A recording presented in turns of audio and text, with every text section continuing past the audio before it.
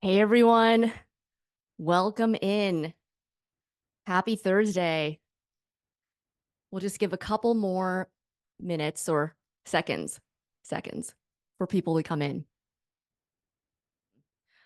All right, welcome. Today we are going to talk about how to be a high-performing individual contributor. I am Wes Kao. Many of you may already know me as Maven's co-founder, and nowadays I write a Substack newsletter on how to be a high-performing IC, leader, and sharper operator in tech. So let's get into it. All right, I want to set expectations for this. This is going to be an overview talk because obviously being a high performer is a very big topic with both breadth and depth. So what I want to do today is share just a couple frameworks, a sampling of frameworks, a flight of frameworks even, that I think don't get talked about often enough that make a big difference. So I want to cover presenting to your CEO, managing up, and framing your ideas. All right.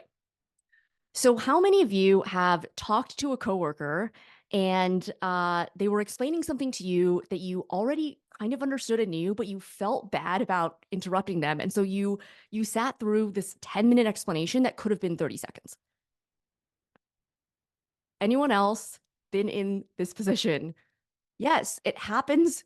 It happens a lot, um, and it can be kind of uncomfortable. So I want to start off talking about how to present to executives and to your CEO. And one of the first things to keep in mind is to be prepared to move fast.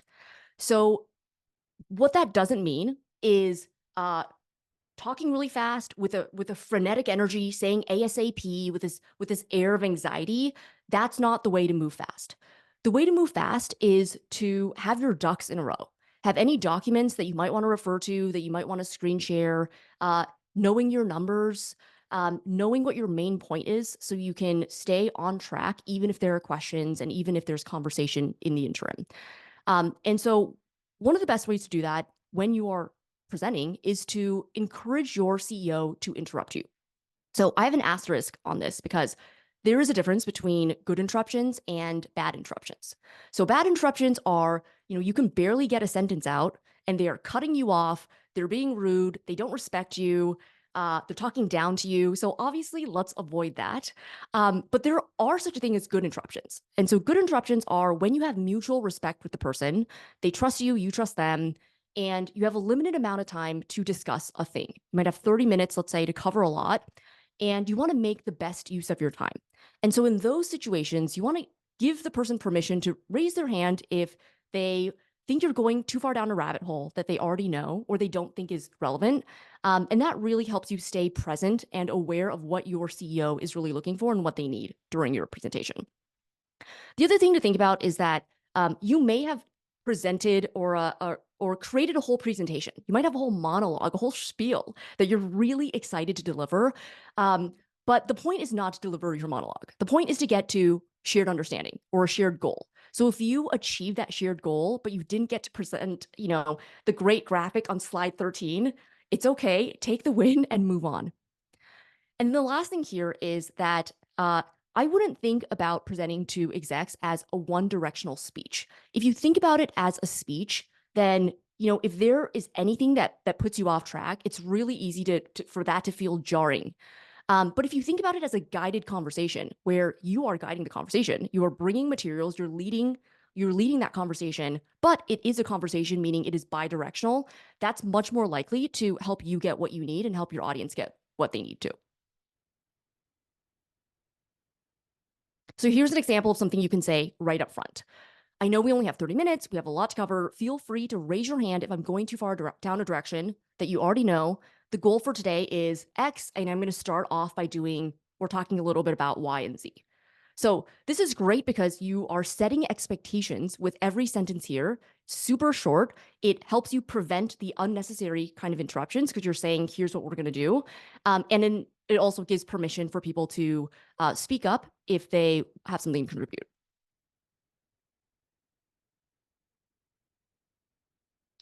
Something else to think about when you are presenting to executives is to try to control for what I call insecure vibes. So what are insecure vibes? sometimes when we're nervous, we have tells. We have subconscious signals and clues that kind of reveal that we're feeling a little bit nervous. And when we don't get those under control, people pick up on it and they start to get skeptical about why you're so nervous, which makes you more nervous, which makes them more skeptical, which makes you more nervous. And it's this downward spiral and self-fulfilling prophecy. And so what you want to do is, if you were just cool to begin with, they wouldn't have smelled blood in the water, so to speak. And so knowing that the emotional energy that you bring into a meeting is just as important as all the materials that you have prepared is good to think about. So go in grounded, go in confident, and that's really going to set the stage for the conversation.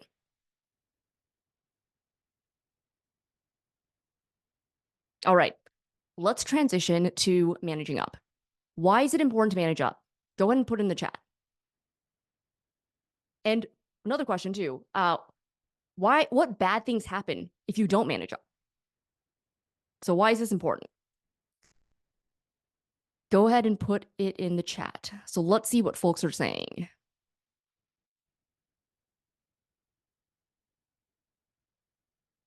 Let's see. If you don't manage up, you get micromanaged. Yes, that is huge. Alignment checks, moving up the management chain. CEOs are busy. You get overwhelmed with work. It sets expectations. Yes, lots of really good ones here. And the answers are continuing to come in. So yes, all great reasons why managing up is so important. It's one of those things that you have to do pretty much forever. I used to think that there was a certain point where you would grow out of needing to manage up. But even when you are a vice president, you're managing up to your senior vice president, or you're managing up to your CEO. A CEO is managing up to their board of directors. So managing up is something that once you learn the skill, it really does serve you throughout your career. One of my favorite frameworks for managing up is addressing the question behind the question. So what do I mean by this? A question behind the question is, sometimes someone will ask you something and there's that surface question, but underneath there's a deeper underlying concern that the other person might not even know. It might be subconscious. And the signs that there might be a QBQ, as I call it, is when you feel like you fully addressed a question, but the other person is continuing to ask a lot of follow-up questions that you feel like are kind of irrelevant. You're not sure where it's coming from. They're super skeptical and they feel like you haven't really addressed what it is that you're asking, even though you feel like you have. So that's a sign that there might be a deeper underlying concern, that it's your job to identify what that concern is and to address that.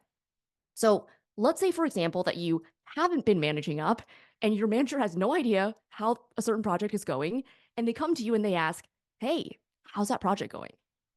So the surface question is, how's that project going? And you might answer with, great, it's going great. Thanks for asking. So that is not a satisfactory answer. That's not satisfying for your manager. The deeper underlying question that they have there is this project really being handled? I have not heard from this person for a while, and I am worried that shit might hit the fan and I'm gonna have to clean it up, right? So that's the underlying question behind the question. So if you address that, you might say something that is more comprehensive. That's more like this. Everything is good. I reviewed our numbers this morning. We're tracking along to forecast as expected, and then share a couple data points, share a couple examples, share some evidence. I'm monitoring the progress a couple times a week. I'm going to flag if anything changes. Let me know if you want me to share more on anything. So you're not being defensive. You are addressing that underlying question by really giving a satisfying answer. So this is something that doesn't just work with managers, it works with all kinds of stakeholders. Always think about what might be an underlying question that that person is asking.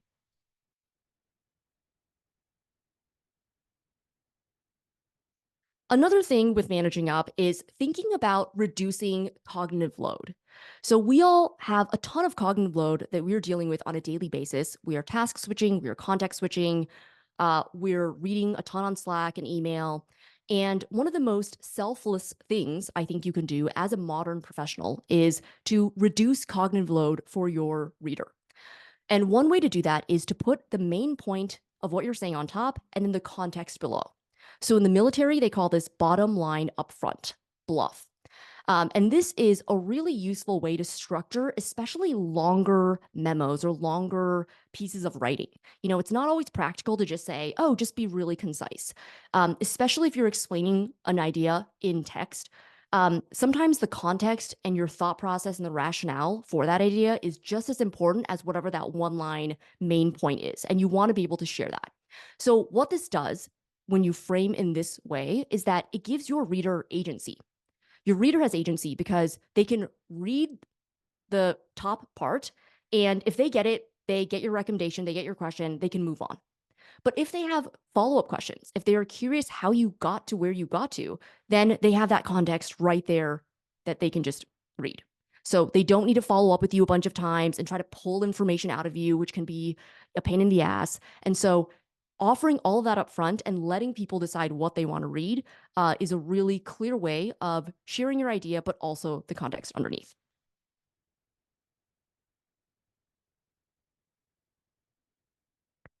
Another thing that really makes you stand out as an individual contributor is being willing to share your point of view. And I feel really strongly about this because I feel like there's a lot of dialogue about the importance of questions, right? The zeitgeist is all about questions. You hear people talking about how it's not as important to have the right answer. It's more important to have, the right questions. Ask why 5 times. And so there's a lot of conversation about the importance of questions, but I think there's not enough conversation about why it's important to share your point of view. So I think this is super important because if you only ask questions, there's no skin in the game. If you share your point of view, then you actually do have skin in the game. And if asking questions alone were enough, asking why 5 times were enough, then your manager, your coworkers don't need you. They can just ask themselves why 5 times and move on.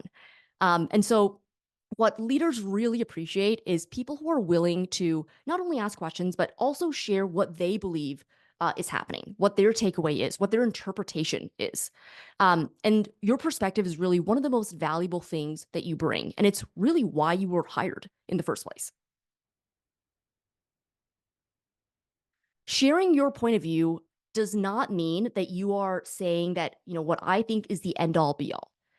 So here's an example. The top one is a script for if you have more conviction about what you're saying, this is how you can share your point of view. Given what I'm noticing with X and Y, I believe Z is happening with our customers. My hypothesis is we should do ABC. Now, if you have a little bit less conviction, you're still not sure, you can still speak up and you should still speak up. So my initial hunch is I'm leaning towards this direction because I've been noticing these things. I don't have high conviction yet on this, and I want to talk about it. So do you notice how this is so much more helpful if you wear a manager, put on your manager hat? It's so much more helpful than someone only asking you questions or waiting to be told what to do. What should I do is not that helpful. Saying, here's what I think we should do, here's why, is much more helpful. Piggybacking off of sharing your point of view, you really want to explain your logic when you share your point of view. So when you share your rationale, your assumptions rooted in first principles, data points, evidence, you really give people something to build on and something to react to that allows you to talk about an idea with more specificity. So, for example, this meme, it's from South Park.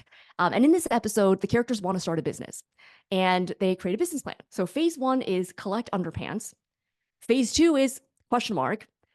Phase 3 is profit. And so obviously looking at this, it sounds ridiculous, but you'd be surprised at the number of smart people who basically frame their recommendations in this way. Like, hey, manager, can we do this random tactic? This is going to drive so many customers for us. And the whole how is this going to drive so many customers for us? Where is this rooted in actual logic? All of that is this giant black box, a giant question mark that they haven't touched on or explained. And that is not a compelling argument. So when you are proposing an idea, when you're making a recommendation, remember to share your logic about why you came to what it is that you came to.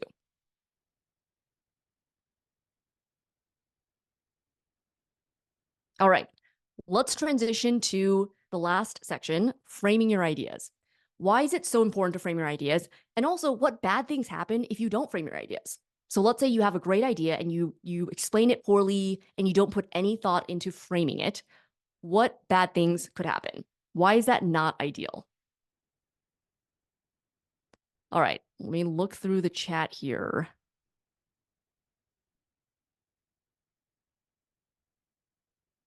Misunderstanding, no support, the idea dies, your credibility is impacted, there's no context. What else? There might be a lot of counter arguments. Exactly. Confusion. Those are all spot on. If you have a good idea and you frame it poorly, people might be confused. They might not even really understand your idea to begin with. So they're rejecting it without even really knowing what you were saying, which I think is just a shame. I think that's one of the worst quadrants to be in because your great ideas are not seeing the light of day for a pretty bad reason. That was totally avoidable if you had just framed it. There is a chance that you might be in this bottom right quadrant here where you had a bad idea, but you somehow tricked people into thinking it was great. That is less likely to happen if you work with smart people. But really, you want to be here. You want to have a rigorous idea that's well vetted, that makes sense, and you want to pitch it in such a way that you get other people excited about it and corral the resources needed to really bring it across the finish line. So we're going to share a couple frameworks for that today. Okay. One of the biggest things you can do is to frame your idea 90% around the other person. So many times when we have an ask, we have a request, whether it's for our manager, a coworker, a cross-functional team member, a customer, a lead, we ask them to do something, but that request is kind of selfish. And it's not, from any ill intent. It's very normal because we are going through the world through our lens. We are seeing the world through our own lens. And we explain why something is exciting for us or why it is good for us. And that's bad because this is really the time that you should frame around why it is good for the other person. Why would they benefit from this thing? Why would they eagerly say yes? Have you even given them any reasons to say yes to you? So this framework really applies to any stakeholder that you are talking to, managers, customers, internal, external. This is just one example of an operator framing something to their manager. And here's what they said. I recently used this approach to get out of an unnecessary work trip. Instead of telling my supervisor that the trip would take me away from my family needlessly and how it would be a hardship for me, I emphasized that the trip would take me away from several important work projects and let my supervisor make the decision. He gladly excused me from taking the trip. So this is great, right? Like if I were his manager and he had come to me and whined and complained about how he doesn't like to travel and how he would rather be doing other things than do work travel, that is not compelling to me. Work is annoying sometimes. Like, yes, right? Like that doesn't make me want to excuse him from this work trip. But he went to his manager and explained that, hey, there's a trade-off here. We have these important work projects that we've talked about, wanting me to focus on, and this work trip is going to take time away from that. And because he framed it in this way, he showed that he cared about the business and was putting the business first instead of putting himself first. And it's really the same request. In one way, if he had framed it in a me-focused way, it would feel like he was being kind of selfish, like putting his own preferences and leisure and convenience ahead of the business. But because he framed it 90% around his manager, it actually increased his credibility and made him seem as someone who was even more of a team player. So really great example, super simple. This is one of the things that we can all do more on a regular basis is frame 90% around the other person. One of the main questions that leaders will ask themselves when you present a proposal for a new idea or you flag a problem that you think that we need to solve internally is how will this either save the company money or make us more money? This question can express itself in a bunch of different ways. So it won't always be phrased in that way. Sometimes it's how will this drive the business? or how much is this costing us right now? But all of these are ways to really size up the problem and the opportunity. So for example, with what's the frequency and magnitude of this problem? If a problem happens all the time and every time it happens, the business almost collapses, that we should obviously put resources towards it. If a problem happens once in a while and each time it's a minor annoyance, then we may not want to solve that problem because businesses are one problem after another. Once you solve a problem, there are a new set of problems that are created. And so just purely there being a problem is not compelling. It needs to stack rank against other problems for how much of a hair on fire issue is this really. So here are phrases that can help illustrate the pain, right? You can't just say, oh, this is expensive of a problem. That doesn't really help people understand what's at stake. So these are just a couple examples of phrases. You can think of a bunch on your own as well. And so, this makes us look bad to the public, or this is a turnoff for our ideal customer, or this slows us down. This exposes us to risk. We are making decisions on old data. This is affecting team morale internally. These are all ways of explaining how is this problem really costing us? How is it hurting us as a company? And that is a way to tell the story of why your company should put resources towards solving something.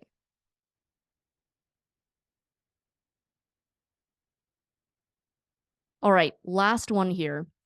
This is a framework that I call bad things, good things. And it's essentially asking what good things happen if we do this idea and what bad things happen if we don't do this idea. So some audiences, some recipients, some managers are motivated by loss aversion, by avoiding downside risk, by avoiding losing something. And some managers, some audiences are motivated by upside gain, by expansion, by new growth that we can tap into. So most people tend to be in the former bucket with, loss aversion, hurting more than new gains. But regardless of which bucket your recipient falls into, you are covered if you address what bad things happen if you don't do this and what good things happen if you do this. So getting a little bit meta for a second, when we kicked off each of the sections of what we were talking about today, we talked about what bad things happen if you don't frame, what good things happen if you do frame. And it's a really quick way to help people understand why an idea matters. All right. So to wrap everything up today, the final thing I want to leave you with is that you should always do what's best for the business. And getting buy-in, getting a yes isn't always the goal. Now, I know I just shared a bunch of frameworks on framing your ideas so that you can get a yes, but getting a yes at any cost is not the point. Your goal is really to get to a great decision for the company. And sometimes you're going to propose an idea, you're going to think it's amazing, and you're going to do a great job pitching it, but the final outcome is still a no-go. It's still, we're not going to proceed because it's not right for the business at this time. And I don't want you to feel resentful or petty or upset about that. It's really normal that not everything you suggest will be implemented. In fact, most things you suggest over the course of your career will not be implemented, but you should still try. You should still push. You should still advocate. And I really think that doing what's best for the business is the most sustainable way to add a lot of value as a high performing individual contributor and to become known as someone who adds a ton of value. So always do what's best for the business. All right, so that's all that I have for you today. If you liked these topics, I write about them on a weekly basis in my newsletter. I post about this on LinkedIn. And a couple days ago, I opened up a course waitlist. So there's 10 times more that I want to share on all these topics. And they go very, very deep. And so if this is something that you are interested in and you want to keep in touch about, feel free to sign up and put your name on the course waitlist. And I think Lonnie will share the link in the chat for anyone who wants to click on this link here. So, all right, I'm going to stop screen sharing. And I think, do we have a couple minutes here for Q&A? Perfect. All right. Yes, we do. All right. Awesome, Wes. Super high value. session. So let's kick it off. We have a first question around introverts. Curious if you have any tips or tactics for introverts to stand out who already have trouble speaking up in meetings. Yes, great question. I self-identify as an introvert, so this is something that I've been working on for a lifetime, really. And I think the first thing is to not kick yourself for feeling a little bit hesitant to speak up. So I think a lot of introverts, at least myself, I would beat myself up for not being as openly um, openly able to share as a lot of my more extroverted counterparts. And so that's one is don't beat yourself up. There's a lot that you bring to the table as an introvert that is a strength. So that's one. The second is there are a lot of ways to speak up that aren't necessarily just jumping in and taking center stage.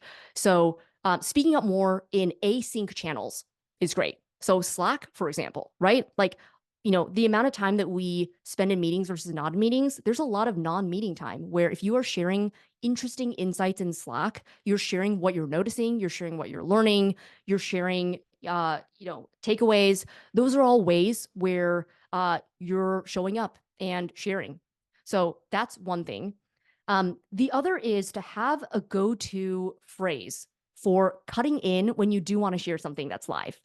So, one of the things that I always deal with is I have something to share and I'm waiting for the right moment to cut in and people just keep jumping in by the time by the time I'm able to, the moment has passed, right? And so practicing a way that you can jump in and just interrupting a little bit, but in kind of calling out that you're being a little awkward, like, oh, hey, oh, what I was about to say was, right? So you can kind of come up with your own phrase, but unmute yourself and then just kind of jump in. And if you raise your hand a little bit, that also catches people's eye. So I find that having a go-to phrase helps me jump in. And there's that micro moment of awkwardness that, once you start talking, people forget about it. So those are two quick tactics I would share. Awesome. Okay. Next question from Michael. If you feel like the work that you do is really important and you do it competently, but because of your competence, your leaders tend to give their time and resources elsewhere, how would you approach having this conversation without seeming ego-driven, he says? Hmm. I think it's really important to take the reins and take responsibility for what you want to get from your manager. I used to think that coaching and a manager investing in me meant really structured sessions where they would come to me and like give me these different opportunities. And really, no manager, even the best ones, don't really do that because they have too much going on to do that on a regular basis. So if you're not really getting what you need from your manager, I would be really specific about what would you like to see more of from your manager, and how can you um, structure that in a way where it's super easy for them to give that to you. So, for example, if you want more coaching on your work output, you want them to give you more detailed feedback. You can say, "I'd love to get more detailed feedback on this strategy doc that I wrote. I've mapped out a couple areas that I think are not very good or that I'm a little bit unsure about. For our next one-on-one, can we spend 15 minutes? We're live. You kind of do a live teardown going through this." So instead of just saying, the opposite is saying like, I would love more feedback on being more strategic. Do you see how that's abstract? Like it's kind of like, okay, what do I do with that? I have to, as a manager, I need to think about how to teach this person strategy. I'm just going to punt this for later. Whereas if you bring them a really concrete, specific thing that they can react to, where they're able to teach you strategy through giving you feedback on that, they're much more likely to say yes. So before thinking my manager, doesn't want to invest in me, I would think about, what can I do to make it easier for them to give me what I need. Love it. The third question is somewhat related to the last one, but speaking specifically to new managers. So if your manager is a new first-time manager and is sort of always overwhelmed, are there any tips or tactics you have for working with those folks? Um, your manager is always overwhelmed. Yeah, I think a lot of what we talked about today, it sounds simple, but executing well on um, framing your ideas in a way that makes it easy for them to react to, giving them something to build on, I think what we talked about today, like all of those things apply for new managers. And I would say that they apply more for new managers than for seasoned managers. So seasoned managers are aware of their own cognitive load and are aware of all the things they're balancing, but a new manager might not even be aware um, of how they need to be task switching and how much that is a burden that they're now carrying. So if you present your ideas really clearly and give them things to react to and reduce their cognitive load, those are all ways to get more of what you need. Well, I know we're a couple minutes over, so we'll do this as the last question. That sounds good. Yeah. So what is the line between manipulation and framing properly? How do you Yeah. see those Great in question. relationship? Yeah. Great question. So I would say manipulation is if you are hiding information and twisting information in a way where if the person knew what you knew, they would be they would feel tricked. I think that's the question to ask. If the person knew what I knew, would they feel good about this? And I think with manipulation, it's like this is the information I know. I'm hiding this part of it and only sharing this part of it with you to intentionally lead you astray. So that I think is really the underlying question to ask. And I think that with framing that there are many ways to frame without manipulating, and you shouldn't manipulate. Like it's not good for you or for the other person in the long term. And so I just really don't think there's any upside in manipulating. Cool, you can close it out. All right. Thanks again, everyone, for being here. And if you're interested in learning more about this, check out my newsletter and my future course on this topic. So, all right. Have a great day, everyone. Thank you.